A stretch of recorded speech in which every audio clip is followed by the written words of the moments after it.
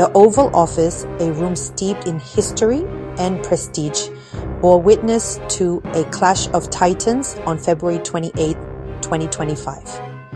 President Donald Trump, known for his unpredictable nature, sat face-to-face with Ukrainian President Volodymyr Zelensky, a man forged in the fires of conflict.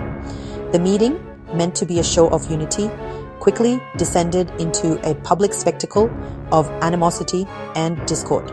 Because, why not? Trump, flanked by Vice President J.D. Vance, unleashed a tirade against Zelensky, accusing him of ingratitude and warmongering. Classic Trump, right?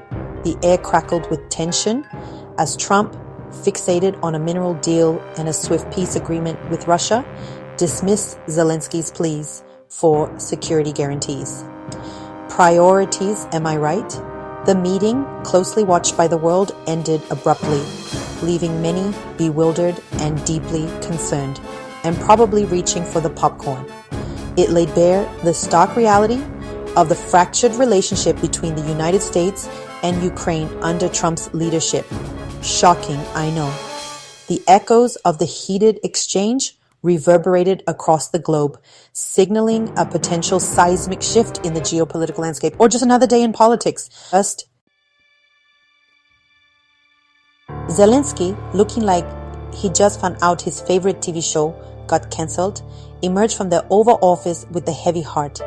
Gone was the optimism he had carried with him, like a kid on Christmas morning, replaced by a palpable sense of disappointment and betrayal, as if someone had just told him Santa isn't real. In a candid interview with Fox News, Zelensky, his voice laced with emotion, spoke of his nation's plight like a soap opera star delivering a dramatic monologue. He emphasized the relentless Russian aggression and the urgent need for continued U.S. support, because apparently world peace is just too much to ask for. His words, a stark reminder of the human cost of the conflict, painted a grim picture of the situation on the ground, like a horror movie with no happy ending. The Ukrainian president, hailed as a hero by many, appealed to the American people, reminding them of the shared values that bound the two nations together. Because who doesn't love a good buddy story? He spoke of freedom, democracy, and the right to self-determination, values that seemed to hold little weight within the walls of the Oval Office that day, like a diet plan during the holidays. As news of the contentious meeting spread like wildfire, world leaders reacted with a mixture of shock and, oh, here we go again. European allies who were just getting used to the latest season of American leadership on the world stage found themselves grappling with yet another plot twist. British Prime Minister Keir Starmer, French President Emmanuel Macron, and European Commission President Ursula von der Leyen issued strongly worded statements, probably written in all caps, expressing unwavering support for Ukraine. They condemned Trump's stance as reckless, dangerous, and just plain what was he thinking? A betrayal of a key ally in a time of need. Classic.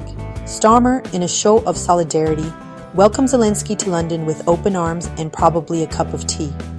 The two leaders, united in their resolve, signed a $2.8 billion loan agreement funded by frozen Russian assets, because why not use Putin's piggy bank for a good cause? The message was clear. Europe would stand by Ukraine even if the United States decided to take a coffee break.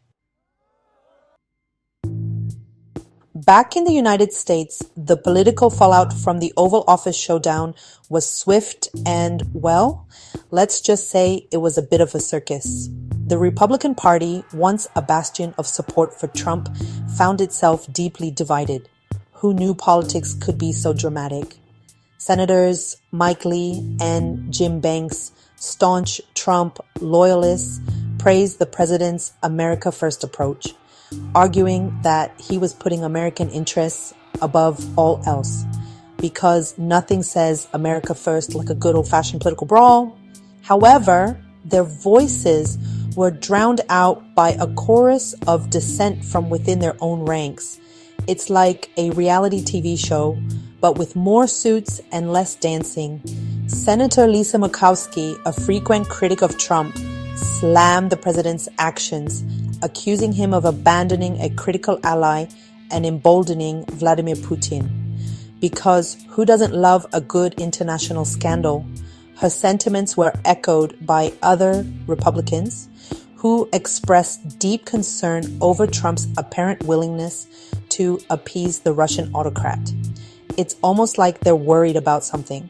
Imagine that. The GOP, once a united front, was now a house divided, its future uncertain in the face of Trump's volatile leadership. Who knew one man could cause so much chaos? Oh, right, everyone. Section 5.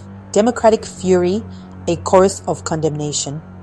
The Democratic Party, united in its opposition to Trump, reacted with the kind of fury usually reserved for bad reality TV finales. Senator Jack Reed, a respected voice on foreign policy, called the Oval Office meeting a political ambush, as if Trump had just revealed the final twist in a soap opera. He accused Trump of undermining American interests and jeopardizing global security for personal gain, like a villain twirling his mustache in an old-timey movie. Democratic lawmakers, outraged by Trump's actions, called for immediate investigations and potential sanctions because nothing says we mean business like a good old-fashioned probe. They accused him of abusing his power, violating his oath of office, and betraying the trust of the American people, as if he were the villain in a political drama.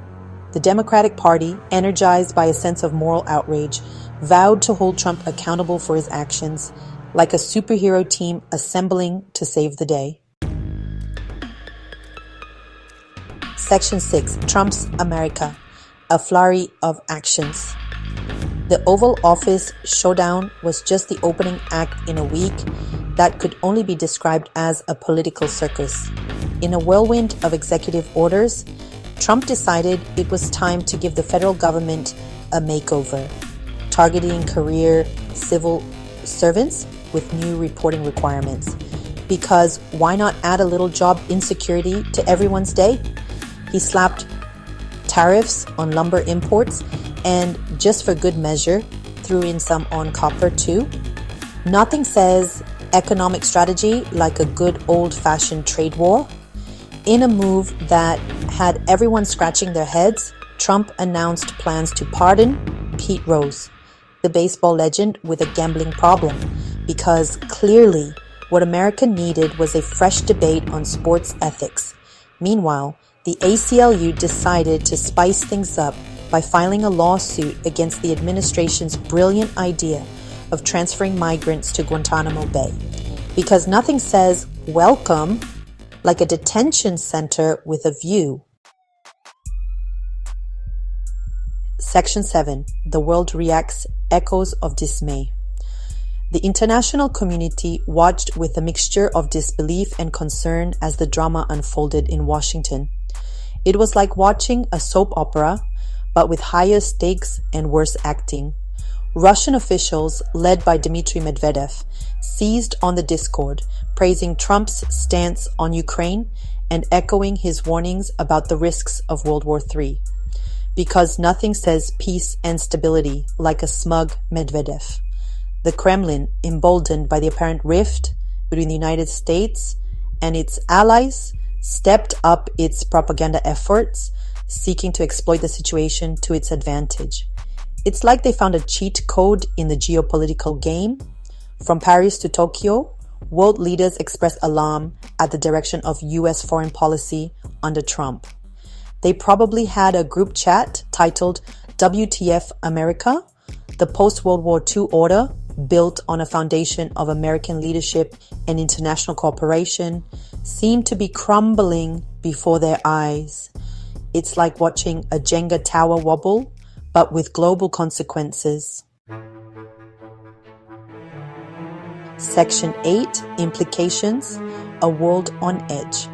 The implications of the Trump-Zelensky meeting are far-reaching and potentially devastating. Or, as some might say, just another Tuesday in global politics. The incident has strained the relations between the United States and its European allies, undermining NATO unity at a time when it is needed most. Because who needs friends when you have Twitter, right? It has emboldened Russia, giving Putin a green light to escalate his aggression in Ukraine and beyond, as if he needed any more encouragement. The meeting has also raised serious questions about the future of American leadership in the world, because nothing says leadership like a good old-fashioned scandal. Under Trump, the United States has retreated from its traditional role as a champion of democracy and human rights, embracing an America-first approach that prioritizes narrow self-interest over global cooperation. Because who needs allies when you can have slogans? This has created a vacuum of leadership on the world stage, leaving many countries questioning the reliability and trustworthiness of the United States as an ally and partner. But hey, at least the tweets are entertaining. Section 9. The future of U.S. foreign policy. An uncertain path. The future of U.S. foreign policy under Trump remains as clear as mud. But one thing is certain. The world is watching, popcorn in hand, and the stakes have never been higher. The decisions made in Washington in the coming days, weeks, and months will have a profound impact on the lives of millions of people around the globe. No pressure, right? The world waits with bated breath, hoping for a return to reason and stability. But let's be honest, we're all bracing for the next plot twist. The future hangs in the balance, teetering between chaos and, well, more chaos. The outcome remains to be seen, so stay tuned for the next episode of As the World Turns.